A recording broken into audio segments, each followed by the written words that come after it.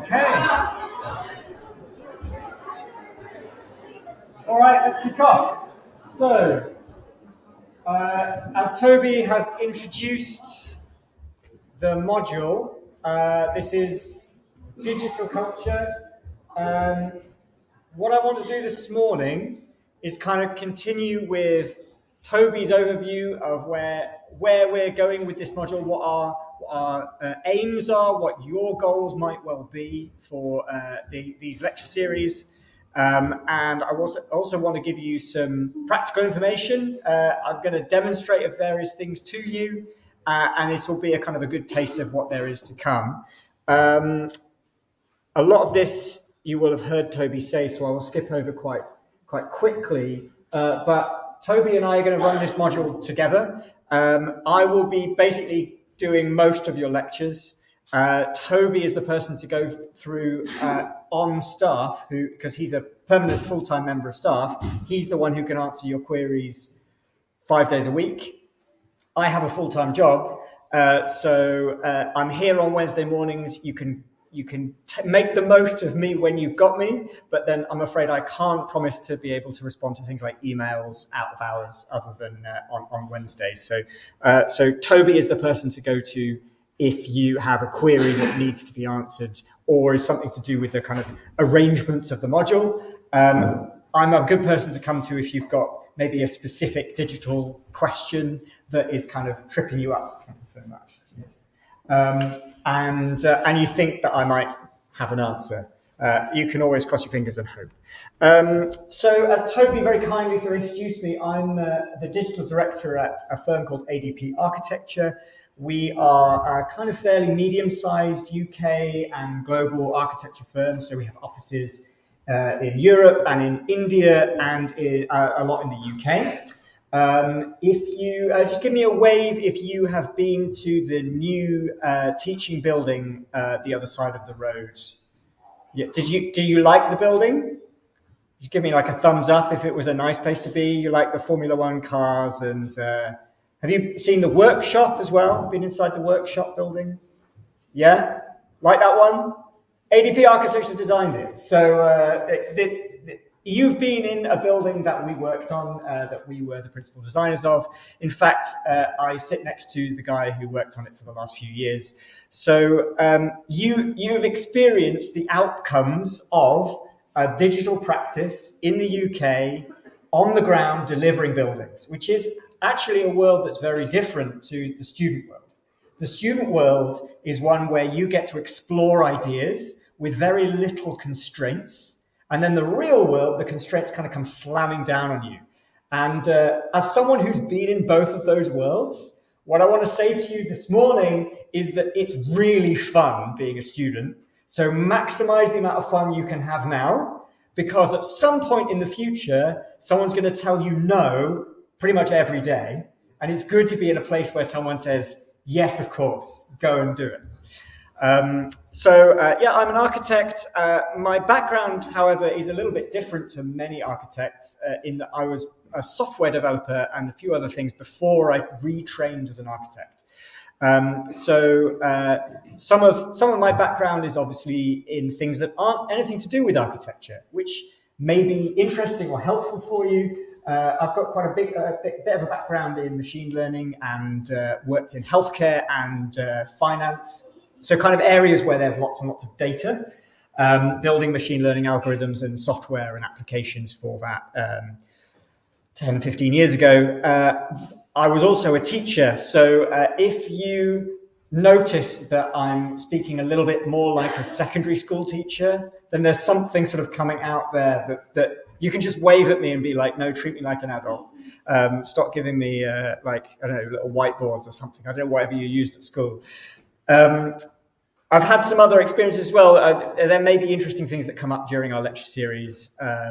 Toby mentioned I'm interested in music and was a physicist before. But anyway, the things that kind of might be helpful for you to be aware of right now, and the things that are kind of a bit more cutting edge for me as well, is that a year and a half ago, the RIBA asked me to be on an expert advisory panel. Very, very fancy name for a group of nerds getting in a room together and talking about nerdy things.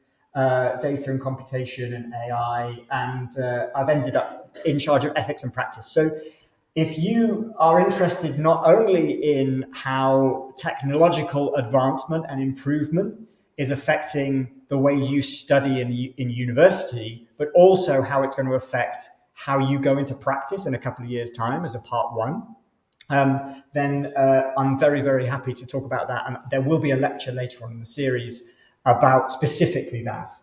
And yeah, as Toby said, so I've lectured in the postgraduate world and in the undergraduate world.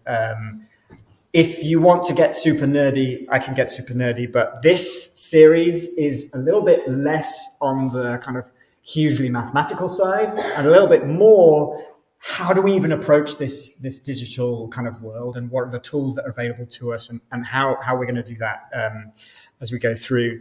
Some things that have been published recently with my name and face on, the Reba AI report, and then a couple of articles in the Reba Journal. If you Google, you can read those. I'm very happy to have conversations about that if you want to.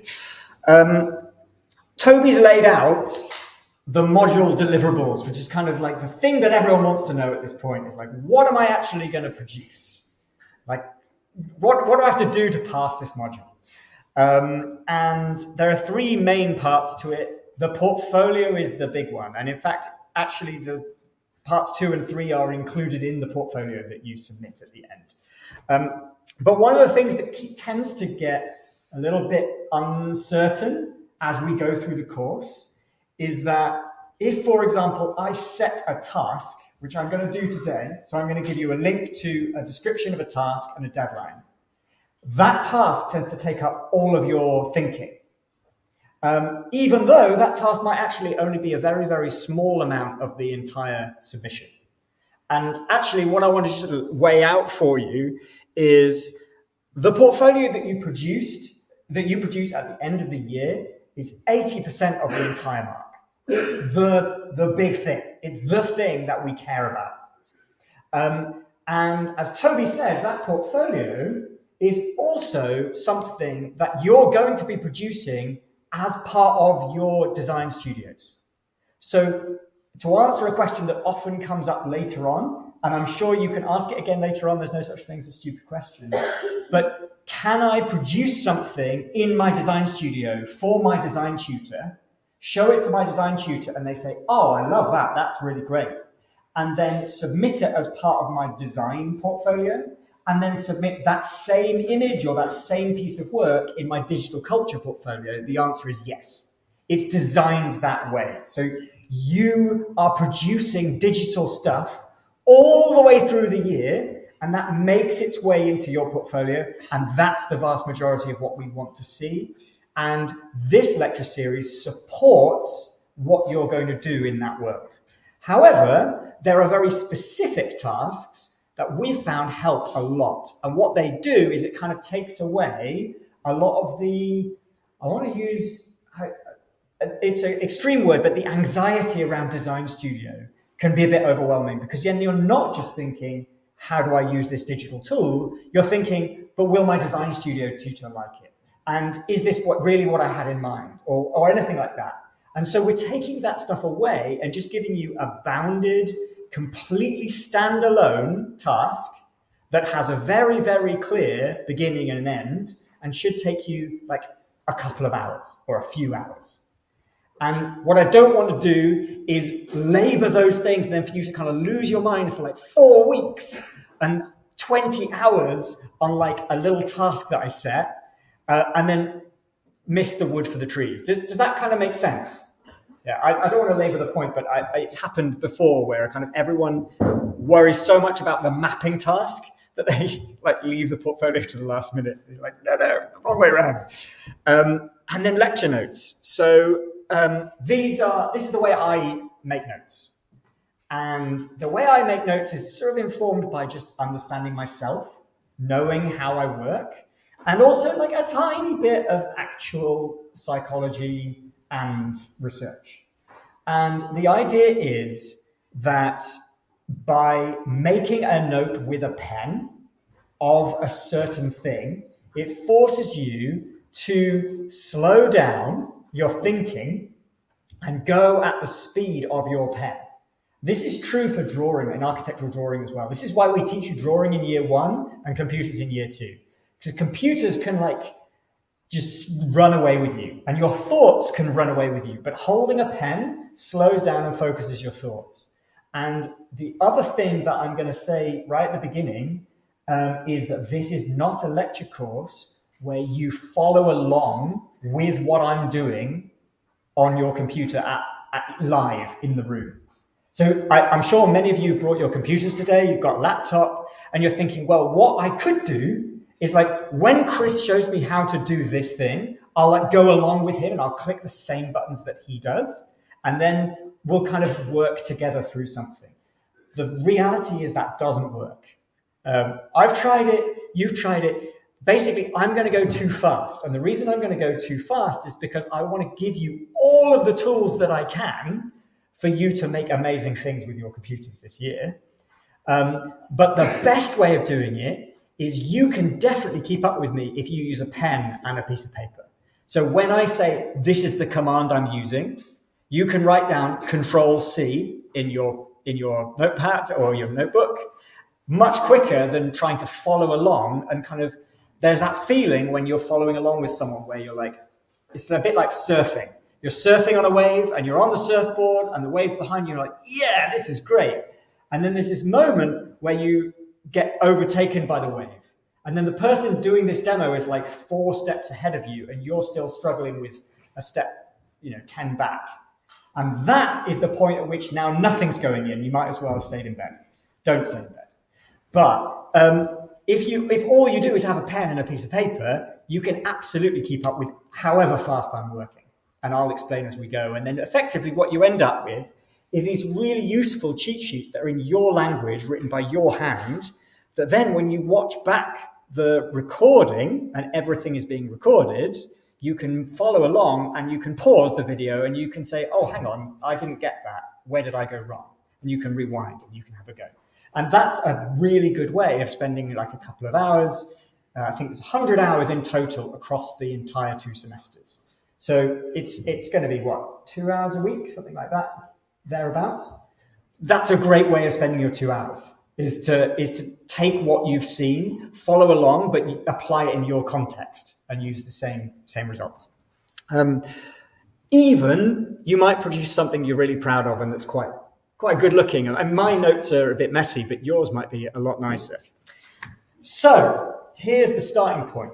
We've divided the lecture series. Oh, by the way, I'll just stop there, actually. Were there any questions about what I just said in terms of either the submission, the portfolio, lecture notes, anything else that I just raised?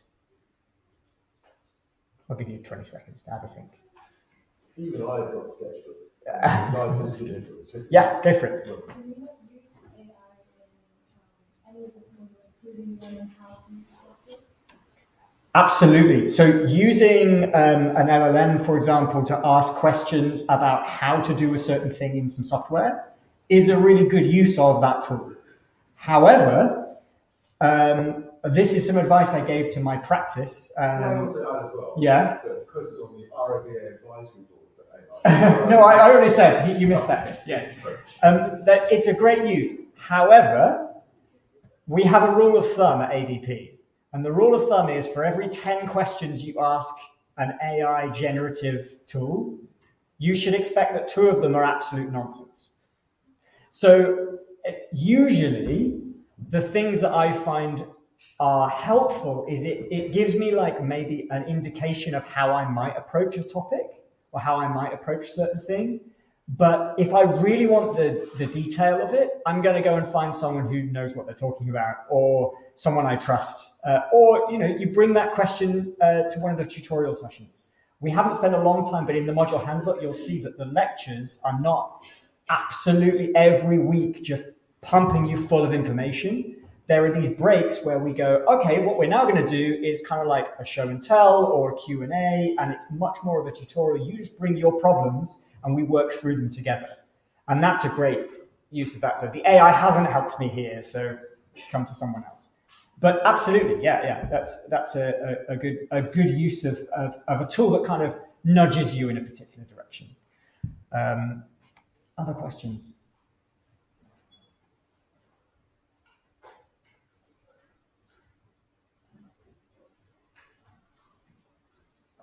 Cool. Well, write them down in your notebooks now, and you can come back and ask at the end. Right. So the first task is really about avoiding starting anything with a completely blank page. I will just show you now. You're going to fire up some 3D software, and it's going to look like this. And that's not a very inspiring thing to see, is it? Like the digital world has this really odd sense to it that it just like goes on forever.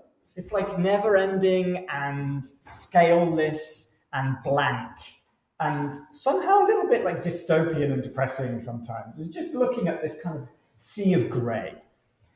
Now, real architecture always starts with some context. This is something that you hopefully would have learned in year one. Who got told by Jane Anderson that if you don't put some context in, you're just wasting your time? Did anyone get that lesson from Jane?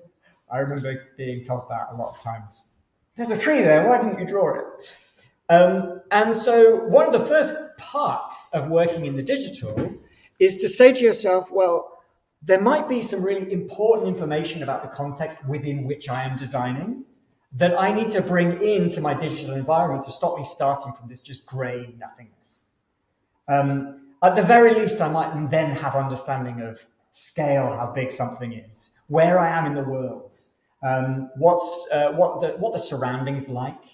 But also, and this is the cool thing about the digital, is it's not just about drawing a map of where you are. Give me a wave if you've like printed out a map on Digimaps or something. You did that last year, maybe. Yeah, so you've got this lovely like big A0 map of your site and you can start kind of sketching over it. And it's a cool way of working, right? We're going to try and do the same thing in the digital, but the cool thing about the digital world is it's full of way more than just a digimap. So some images on the right-hand side. The one with all the crazy, crazy tall towers, that's a map of Oxford. And this was some work I did. Actually, I think I did it. It was a postgraduate project, I think. And what's going on in that image is it's a map of Oxford where there's public data available on the council's website about the amount of money each business gives to the council in something called business rates. Business rates is like council tax for businesses. So if you like own Debenhams on the high street, right? Debenhams is closed down now. If you own like McDonald's on the high street, you pay the council like a chunk of tax based on where your business is, how many people are coming through the door, how much money you're making. And the idea is that you're paying the council for the infrastructure that's allowed you to put your business there. And so what I did was I took all the data from the council's website about this business rate income, and then I plotted it on a map of the city. So what you'll see there is that there's this kind of big chunk of, I'll put my mouse over it, big chunk of stuff. This is the city centre, loads and loads of stuff going on there. The council makes loads of money from businesses that are in the city centre. But as soon as you actually start working with data and maps together, you kind of see the world through this slightly different lens. So does anyone know what this guy over here might be? Anyone know Oxford well? It's the mini factory. So you can suddenly see that the city council are looking at the city through this lens that says, well, we make loads of money from McDonald's on the high street, but we also make loads of money from the mini factory. So suddenly we're having this conversation not just about where businesses are in the city and how much money the council makes, but there's politics in here as well. they might make decisions that benefit one over the other because they know they're going to make more money in some place than another. It's a really fascinating thing when you get hold of some data and overlay it on a map, and it shows you something you couldn't see before. And that is your task, basically. The other thing down the bottom, these guys down here are contour lines, or different ways of looking at contour lines. You're used to contour lines just being like these kind of rings that go around on an ordnance survey map.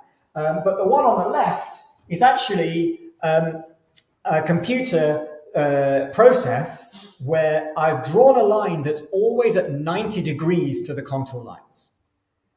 What happens if you draw a line that's at 90 degrees to a contour line? Just have a think about it. Think about envisaging some piece of topology or some piece of ground, and you can see where the contour lines are going. And if you think, I'm going to draw a line, it's always at 90 degrees to that. Where's that pointing? Oh no, you won't put your hand up. Okay. Oh, wrong lecture. Oh, wow. You're welcome to stay if you want. If it helps, I'll just zoom in a little bit. What does this...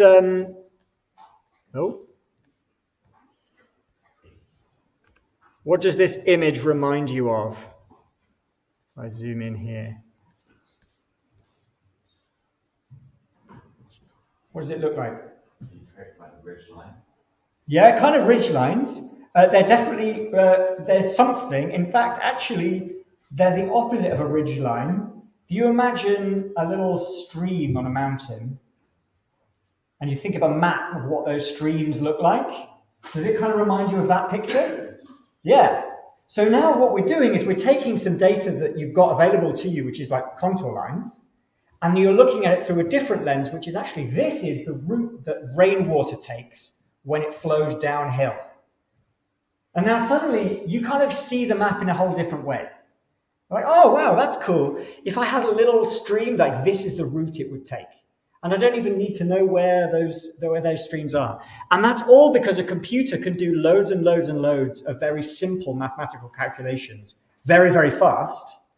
But I just have to tell it what I want. It comes from me, and then the computer kind of like responds to what I tell it to do. The cool thing is then you can generate really cool images by saying, well, hey, don't go at 90 degrees. That's like the route that a raindrop would take down the surface.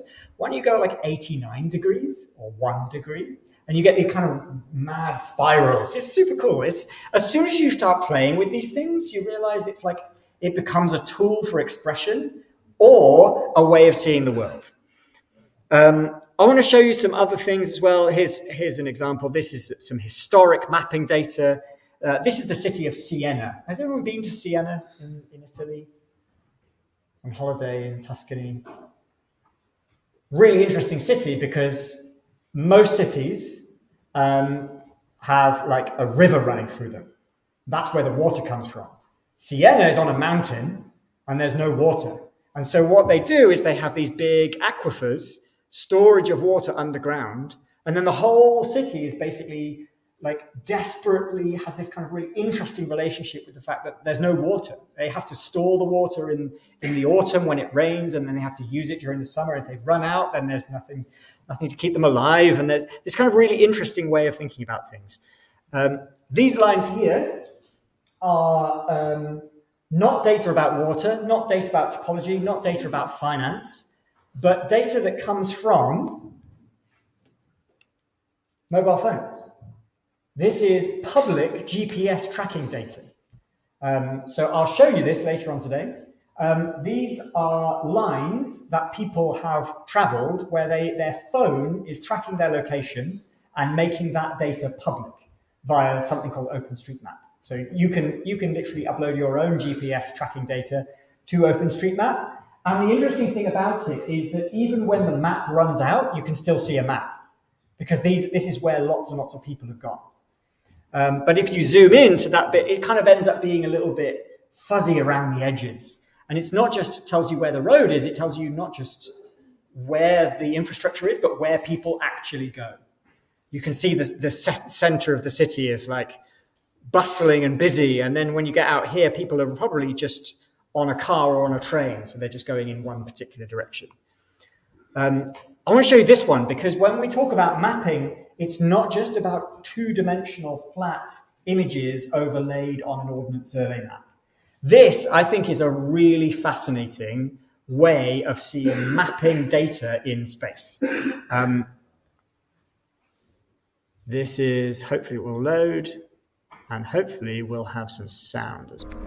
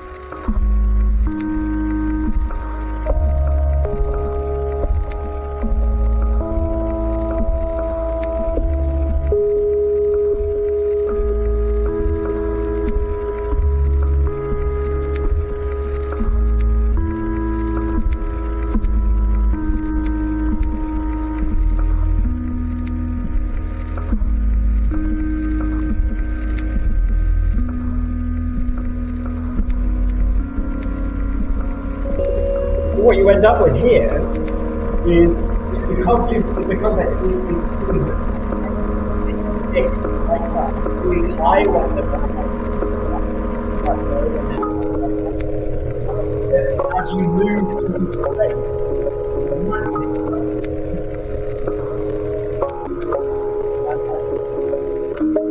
simply by taking a photograph of it, overlay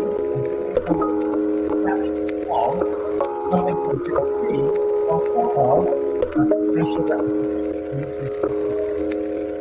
I think it's really fascinating. It's a while ago, as you can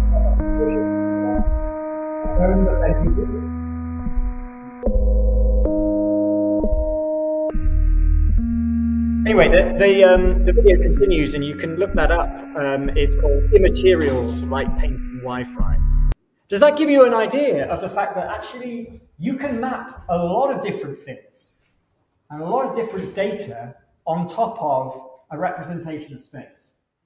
At the beginning of the lecture, did you think this was going to be something that you could do as a map? It surprises me every time. It's a really lovely project.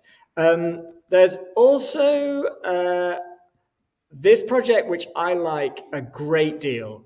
This is probably one of my favorite digital, it's digital. I can't picture the word, but this guy's being a little bit of a scallywag. He's a bit of an artist, but he's was that prankster? Yeah. So it's sort of a prank. It's also sort of an art project as well. He's filmed this all with stuff.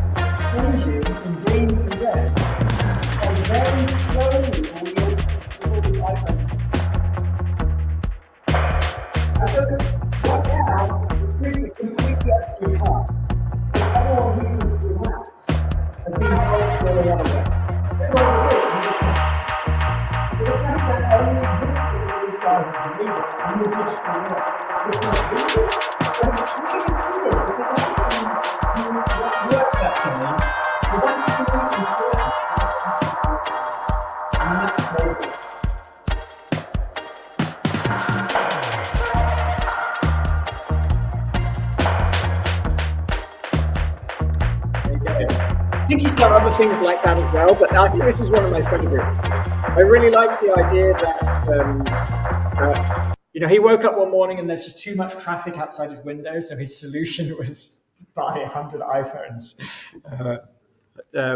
A nice idea. Okay, you've used Digimaps before, and one of the things that you have probably done, and I will just give you a very quick demonstration here, is to simply go along to, wrong browser, let's go to this one. Go along to your Digimap website and say, hey, can you give me an ordnance survey map of the site that I'm interested in?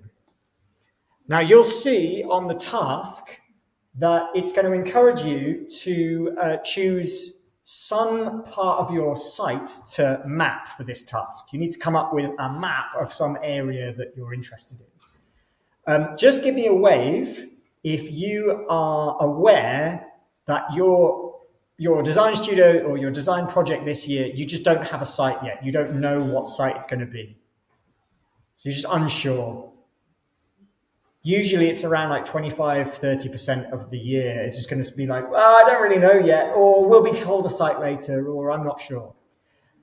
Nothing is stopping you from doing this task because this task is completely standalone. You can do it on any site you like. You can choose where you live in Oxford. You could choose where you grew up. You could choose somewhere you've never been before. It doesn't matter. It's just getting you to move ahead with the idea of bringing in some data. And then you can apply those same techniques when you do have a site. So this is kind of we're almost giving you a leg up on some site analysis work. One of the things that I really like about Digimaps is you have a huge amount of data and layers of data available to you on the Digimaps platform. So I think I put Merthyr Tydfil on the slide because Merthyr Tydfil has some really interesting topology. And one of the things that you can do is under an overlay, we can say, hey, look, shade the hills so we can see what the topology is doing. And now suddenly I've got a very different understanding of what this map is telling me compared to what was there before. The other thing I can do is I can change that map so it's a grayscale map rather than a colorful one.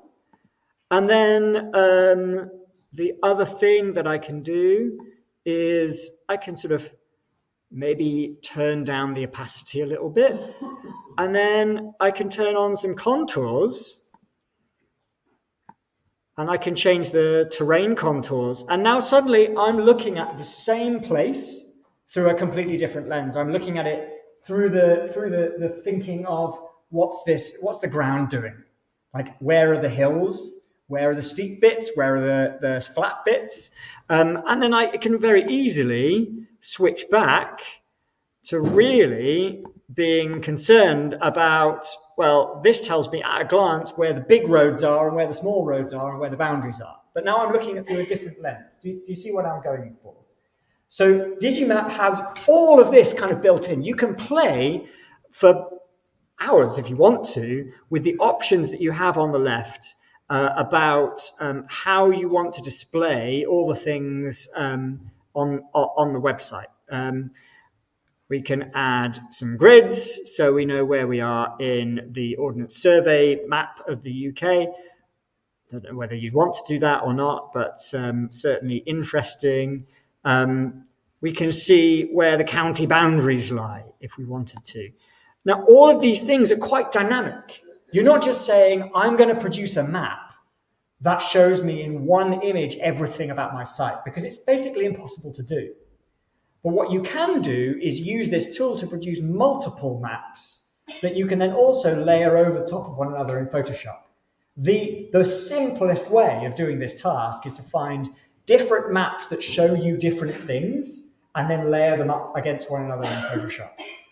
But I think we want to go a little bit further than that. So let's look at some data that you can't necessarily see on the website, but is really, really powerful. So what I want to do is I'm going to download some data from Digimaps, and I'm going to draw a rectangle that kind of covers the area that I care about. And let's just zoom in here a little bit. I can see there's some large buildings, looks like right in the middle, and I can see there's some houses and stuff. So maybe I'm interested in kind of this area here, right in the center of the city. And then once I've drawn that rectangle, that yellow rectangle, it's going to give me a whole load of data products that I can download from Digimaps. So one of the things I can do is I can download a topography map, which is basically the black and white that you can see. But I can also download this guy here. It's called Building Height Attribute. Building Height Attribute doesn't sound particularly exciting. What a building height attribute file does, if I press this little arrow here, it'll tell me what's available to me. It's a 3D block for every building in that rectangle. So now I know every single building in that area, exactly how tall it is and what the footprint of that building is. Did you know Digimap could do this? No? Is it useful to know how tall all the buildings are around your site? Yeah, pretty interesting, right? Also, you'll see that the data format, this is quite an interesting and an important one to get right. The data format is available to us in DWG. A DWG just means it's an AutoCAD file. The cool thing about a DWG is that AutoCAD can read it, but Rhino can also read it. And this semester and next semester, the software I'm going to be using to teach you through the process of doing things digitally is Rhino. And I'll come to why Rhino in a later lecture. But for now, all you need to know is this is a file that Rhino can read. So I know I can download it and I can import it into Rhino. So that's what we're going to do. So here we go. I've ticked the box for building height attribute. There are other things you can try all of these. But basically what you want to do is click this little arrow. And if the data format is in a type of file that you know Rhino can read, you can download it and import it into Rhino, into our 3D software. Usually the thing to look for is a DWG file from Digimaps. So this one here, green space, shape, and GML3, neither of those are going to be very easily read by Rhino. It's possible, but you need to put it through like a third-party converter, and it gets a bit complicated. So for now, I'm just going to bring in the topography, and the building height attribute.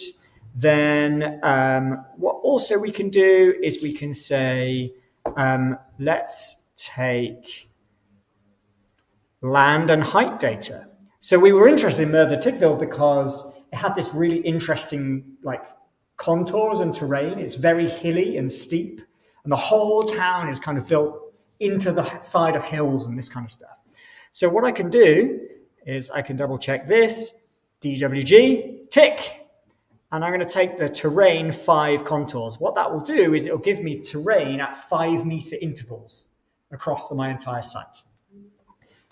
And actually what you'll see here is this number, 1 out of 400 tiles. We're going to see in a minute, when you bring in data that's part of a tile, it just brings in all the data in a huge square within which is your rectangle. So it's actually going to give us way more data than we need. And that tile is going to download as like one single file. And then we might have to do a bit of tidying up. But it's worth being aware that this guy here, topography, is 1.09 out of 100 kilometers squared. And that's because if I change that square to a different size, that number is going to update. It's only going to give me what's inside that square. But there are other bits of data where it gives me the tile, which kind of like expands out further than I need. And if I really wanted to completely ruin my computer, this isn't a very powerful computer, I could select a really big chunk of data and it would give me like 200 tiles and the whole thing would crash. Anyway, I think that's a good place to start. We could also do an open map local, just see the difference in the maps there. I mean, you can play with these. You can bring in whether there's any points of interest, whether there's boundary lines. Now, these boundary lines, unfortunately, they don't come in DWG format. So you might have to get that information from somewhere else. But for now, all I'm going to do is I'm going to add these bits of data to my basket. And then I'm going to say I want the DWG formats for all of these. Oh, I'm not going to have an open map local because it doesn't have a DWG. I'm going to get rid of that. And then I'm just going to use a standard theme. And what this will do is allow me to request a download. And then in about 2 or 3 minutes, because it's only a small bit of Merthyr Tydfil I've requested, it will send me an email to my university email address to say that that data is ready to be downloaded. So let's have a look. There we go. So I've got your DGMap data order has been received. And then it's going to think about it for a little while. I actually did this earlier so that we weren't held up by this. So now I can download 38.52 megabytes of data about my site. And hopefully it won't take too long.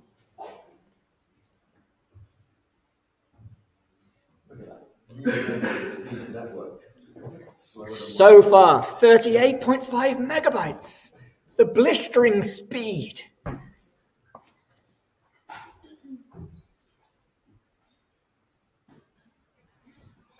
There we go. Good.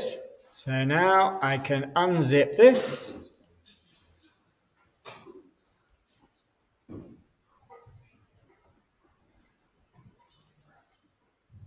And what have we got? We've got master map topo standard.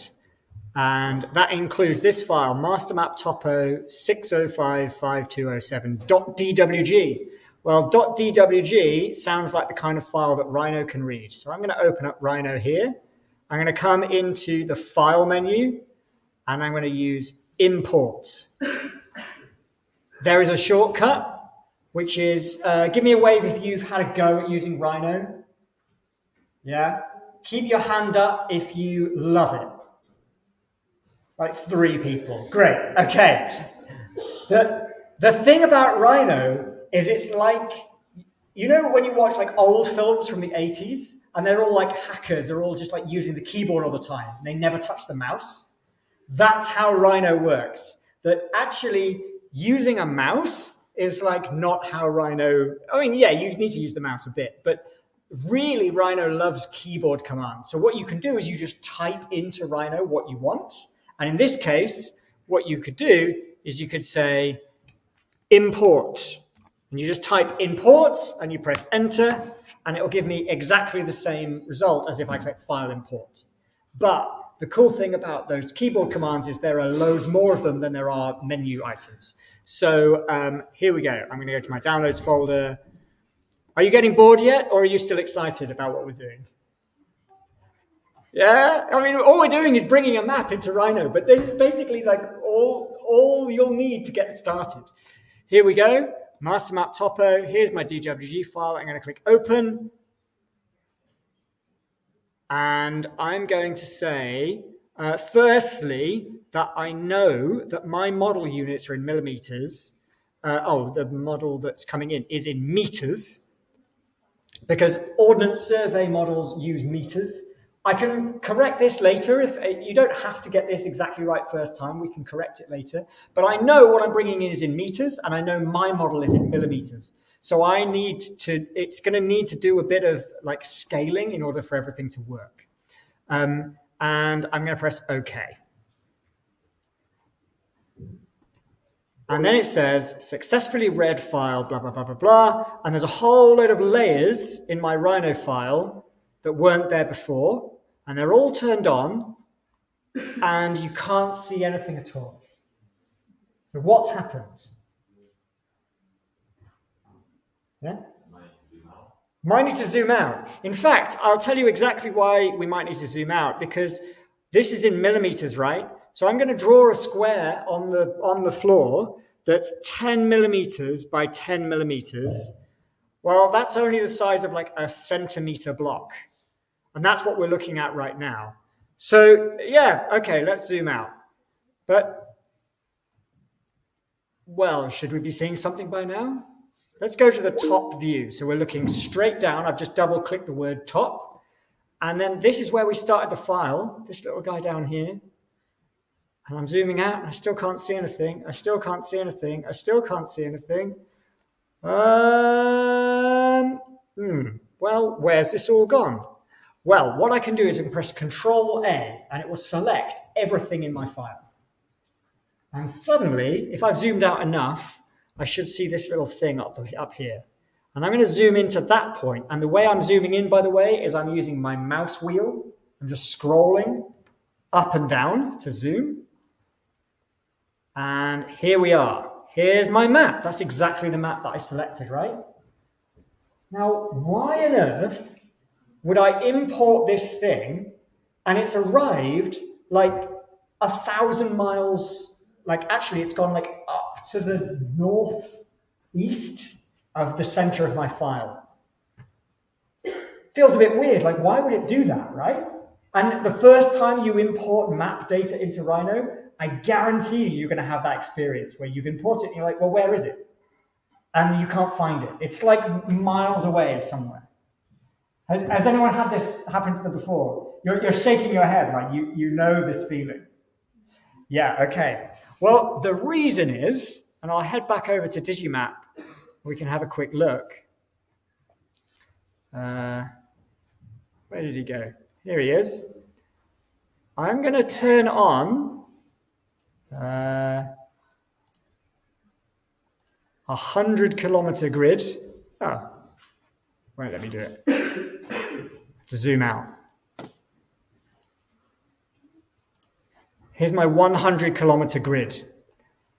And as we zoom out, you can see this 100-kilometer grid right here. I'm just going to collapse that back in. This is the Ordnance Survey grid of the UK. So if you've ever done like Duke of Edinburgh, like hiking, and people want you to like do, what's the grid reference of the place where you're going to go? This is the grid that you're using to reference. And if I zoom all the way down to the foot of the UK, and just off the foot of Cornwall, into this point here, this is 0 on the grid. So that is the center of my file. And then what I have to do is I have to zoom out. And as I zoom out, what you'll notice is in order to get to this place in Wales, Merthyr Tydfil, that I've chosen, I have to go to the north and I have to go east. Does that make sense? So what it's done is Rhino's center point of 0 corresponds to this point in the Atlantic Ocean, which is like way off Cornwall somewhere, off like Land's End. And it makes no sense until you zoom out and you look at the whole of the UK and you think, well, okay, that's like the 0 point on the grid. And then everything I bring in is going to be north and east of that. Well, for you, north and east. The cool thing about that is that means if I get data from one source and it's aligned to the national grid, and I get data from another source and it's aligned to the national grid, I can bring both of them into the same place and they align exactly. What I don't have to do is kind of bring this thing in and then kind of like manually line it up. The data will be embedded within the coordinates of each of the pieces of information. So I'm going to demonstrate that now. I'm going to head back over to Rhino and I'm going to say file import again. And instead of the topography map, I'm going to bring in now the building heights. And, oh, by the way, this is interesting, right? You see SO, there's a folder called SO. What do you think that has to do with our grid here? SO. So the data knows where it is using this kind of national grid to kind of align everything together. That's like super nerdy, but I notice these things and I'm like, oh, wow, that's cool. That's how they know where this file comes from. So yeah, we know that Merthyr Tydfil is going to be in the SO block, and that's exactly where it is. Here we are,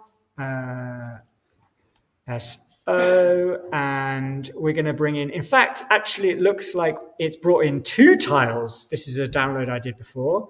So I'm going to open that one, and you'll see that the tile is a lot bigger than the area I actually cared about. But you'll also see, hopefully, that everything will now line up. So these 3D buildings, if I change this to a shaded view, these 3D buildings line up exactly with the footprints of the buildings that were on the map. And I haven't had to manually line them up. I haven't had to do anything there. They've just come in the right place. And then similarly, I can look at those in 3D by saying Control A. I've selected everything in my viewport, and then I'm going to come up here to one of my favorite commands in Rhino. I don't know if you can see that very easily. It looks like, how do I zoom into that? Can I zoom in using like a shortcut or something?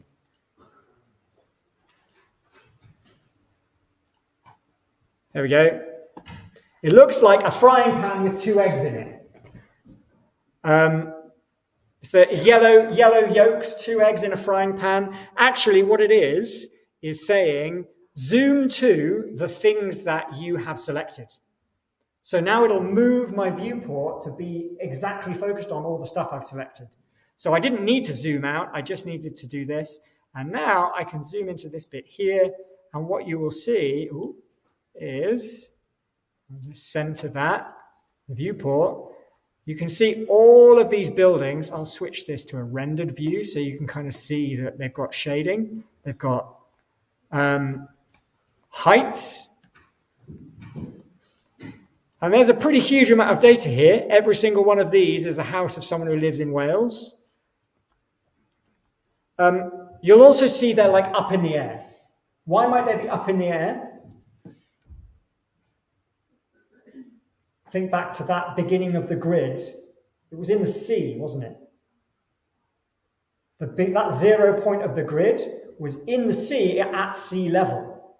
But we're in Wales, which is quite a mountainous part of the world. And so what they've actually done as well is they've embedded the height of each building, not just the height of the building as a block, but the height above sea level. So the elevation of each building. And so actually what we can now do, we go to, say, ghosted mode. These buildings, I'm going to change the color of the building. So I don't really like that kind of yellow thing. It's not very helpful. But you can see here that the buildings are all kind of going up and down on the landscape. Cool, eh? And you've got that for free. Next stage. What we can do is we can import again. I'm going to leave the other tile because otherwise this file is going to get quite large. And I'm going to do terrain 5. So I come into here, terrain 5. Let's do northwest. And again, we know that the data is kind of coming in meters, but our file is in millimeters, so we need to just tell it to sort that out. And now I not only see the buildings sitting on the ground, but I also see all of these contour lines. I have the whole city in my digital file. It's cool, isn't it? We've made, it's taken what, 10 minutes? And we've made a city in a digital world.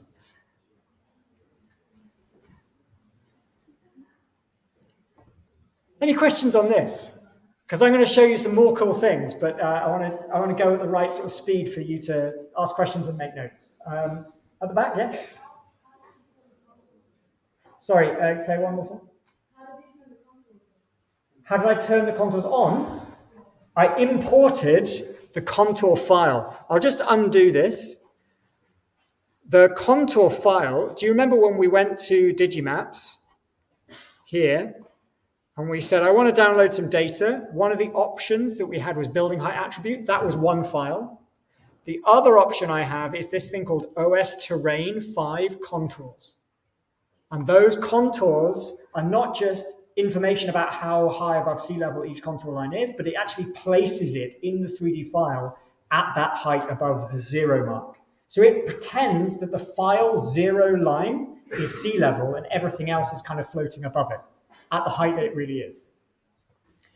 Now, if I had enough power, computing power, I could spend a very, very long time, and I don't recommend you do this, but I could spend a very, very long time drawing these like little rectangles all over the UK and downloading little chunks of data. And then I can end up with a Rhino file that was literally the whole of the contours of the UK and every building in the UK in a file.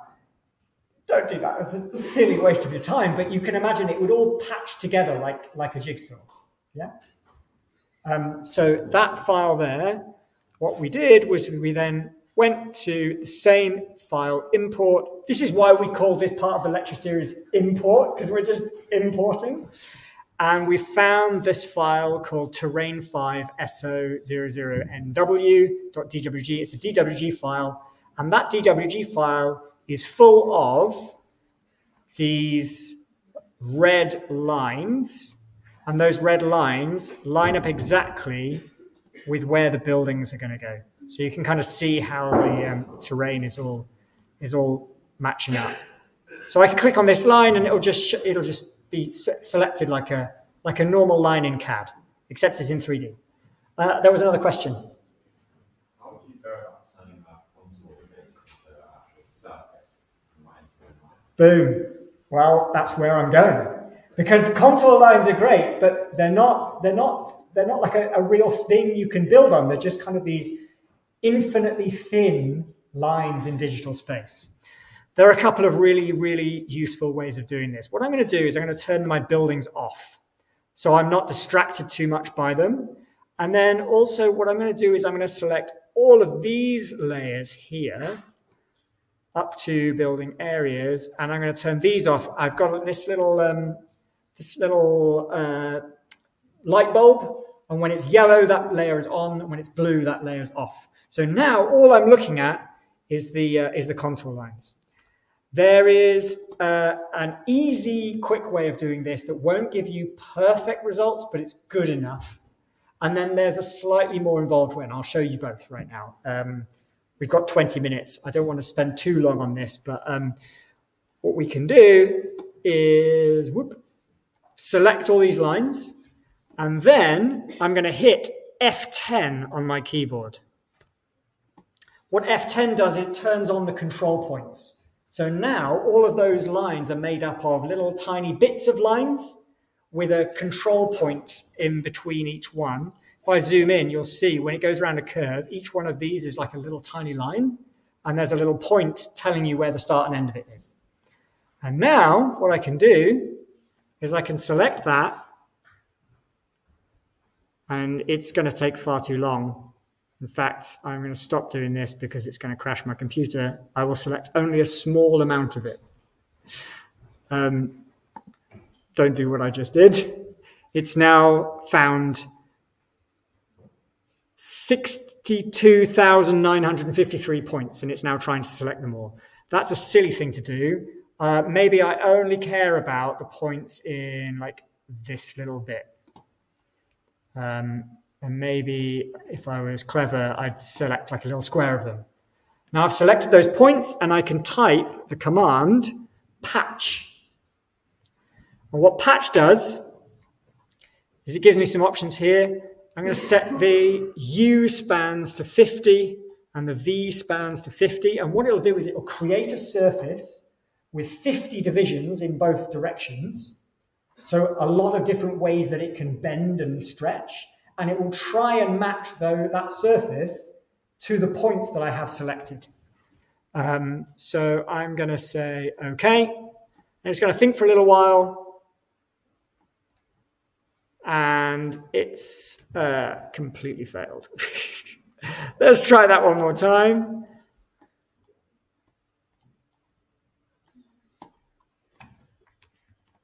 patch 50 by 50.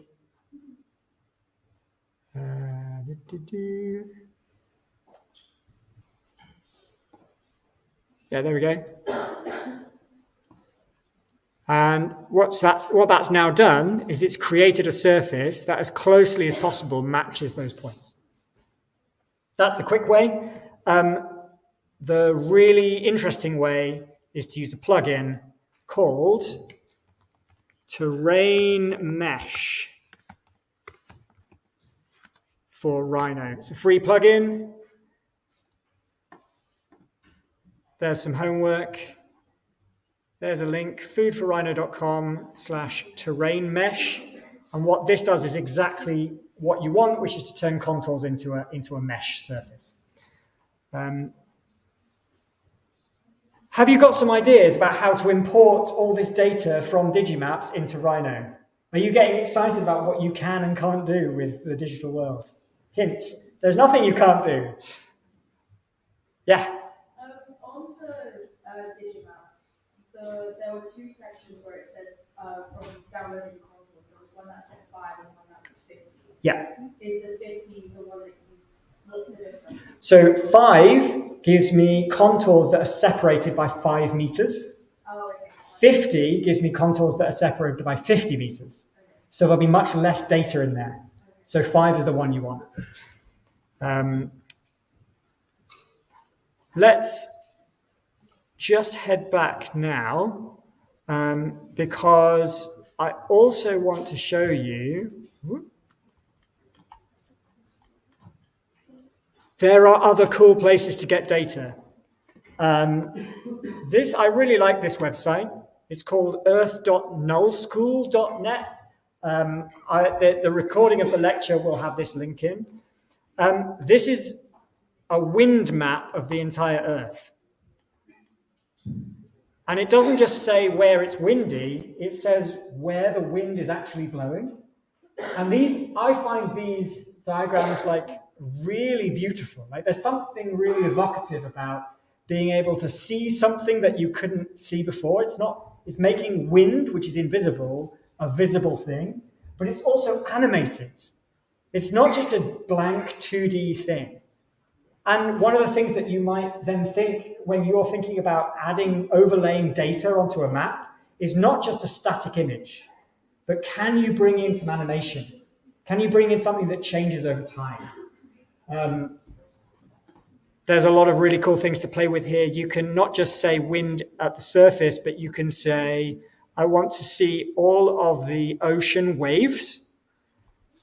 So if you're particularly interested in surfing, this is showing you where the waves are going to hit. And every single one of these little tiny lines is a wave. I mean, obviously, they haven't modeled every single wave, but it shows you the outline of it.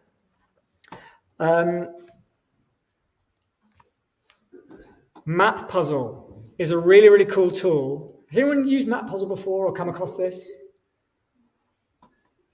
I'm giving you all these tools because they're going to look to you like old school 90s bit of software. Look how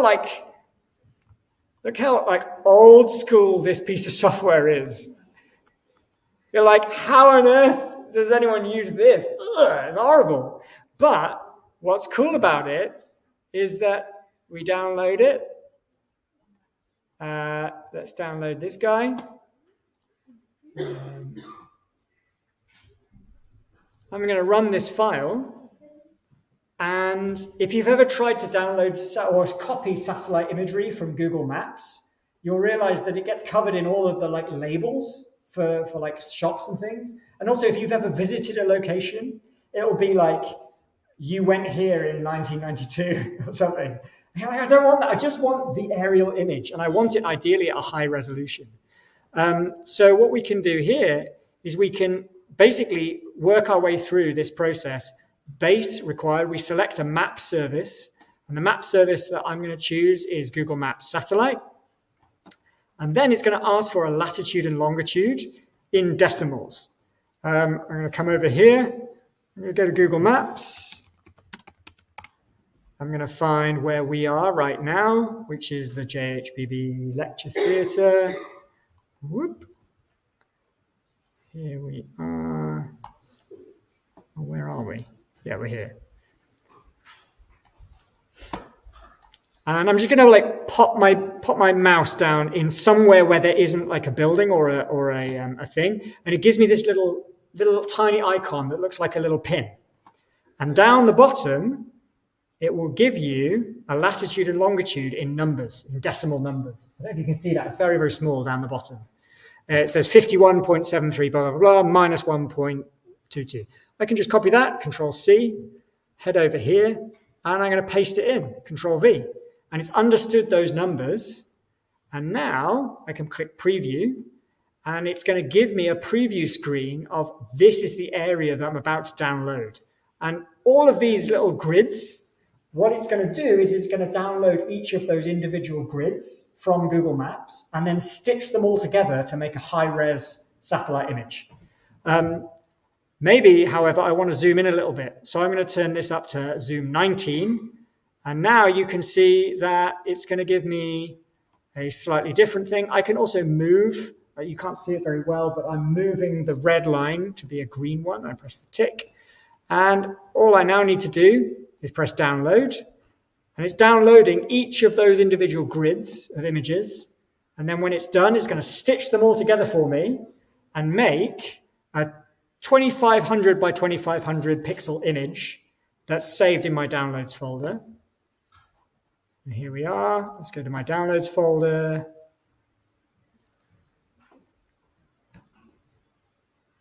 Hopefully this will load. And you can tell this is a pretty big image because it's 18 megabytes in size.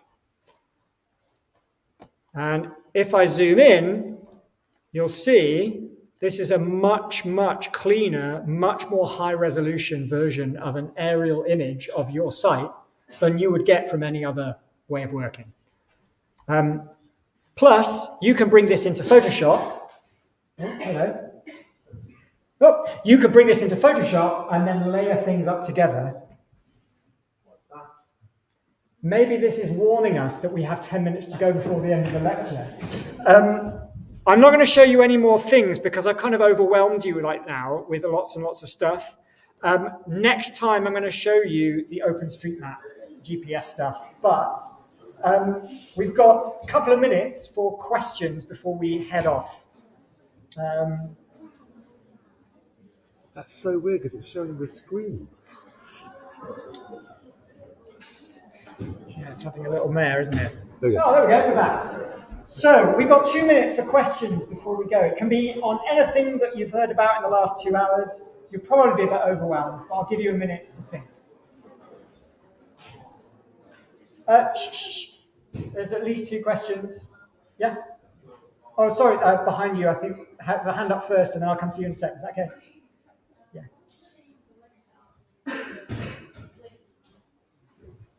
Oh, I'm sorry, I can't hear you. And I'll try and I'll repeat the question for the recording as well.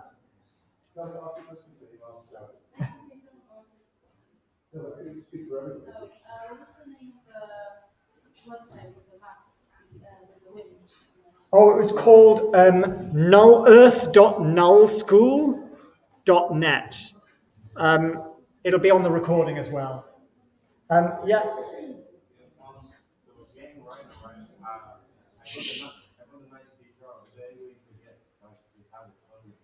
Yes. Toby, go. I will be setting up a Rhino group buy, which I've negotiated with Neil for people who make Rhinos. If I do it, if I enable a purchase of about 50 licenses at once, so I can get 50 people to sign up for this, I can get it for about 96, 97 euros, which is about, at the moment, about £85, which is half the price of the student price of license. It gives you a perpetual license. It's not one that you have to keep paying for over the years. Of that particular version of Rhino. So you'll have a version of Rhino for the next 7 years, current piece of software. It doesn't give you the next upgrade, so when they release Rhino 9, you'll have to pay an upgrade fee for that, which is about £100. But it is the cheapest possible way to get a legit copy of Rhino, if you want it. Also, it's available on all of our computers upstairs, so absolutely free, you don't have to spend any money on this. And I'm certainly not saying to you that you have to buy Rhino to do the course. You don't have to do that. You can work in the studio, you get a lot of advantage from doing that anyway because you're surrounded by other people using the software. You kind of follow it. So it's going to be, if you want it, it's going to be about £85. You'll get an email from me with a sign up. You have to sign up to it. Then I have to send that list to McNeil. When they contact you, eventually you have to go through the process, and then you can buy it directly from them. But that's coming if you want. Yeah. Two things on software. It's very difficult to help support people who use cracked or illegal software. You can do it. I'm not going to tell you can't, but it makes it very difficult to get any help. And then secondly, the flip side, and this is something that I've actually benefited from, I bought Rhino as a student. When you have a student copy of Rhino, every other software in the world doesn't let you make money off it. So you can't use it for commercial purposes. I then got a job in a studio where it was a very small firm, but I was using Rhino commercially, and I could keep using it. So it gives you the ability to keep using it commercially for the next few years as well. We've got 1 more minute for one question. I know you had one just behind. Yeah. So when you did like 3D on the map thing, it wasn't aligned to like 0.0 to the map, like the base map. Yes. You know what I mean? Yeah. And I struggled with that this summer. So like, how do you fix that? Do you do 0.0.0 or on the command or what? Like just like this? Do you understand? Say that one more time. So the base map that we brought in was on the floor, wasn't it? And Yeah. if I want like the 3D one to be aligned to the base Yes. map, how do I do that? Yeah. So I'll show you next time. But let's say you find yourself a contour line that is at the level that you care about. Now that contour line is going to have a value. It's going to be something like 85.2 meters above sea level, right? So now if you imagine you select everything that you've got that's floating in the sky, and you move it down, directly downwards 85.2 meters, then the map and the contour line are going to be exactly at the same point.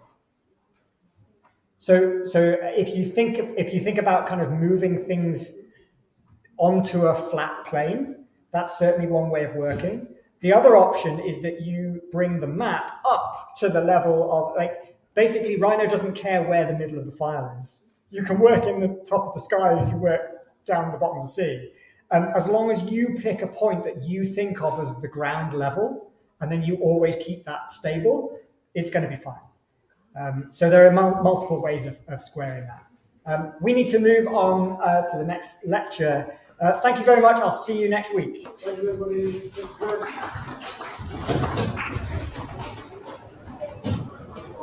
Thanks, Chris.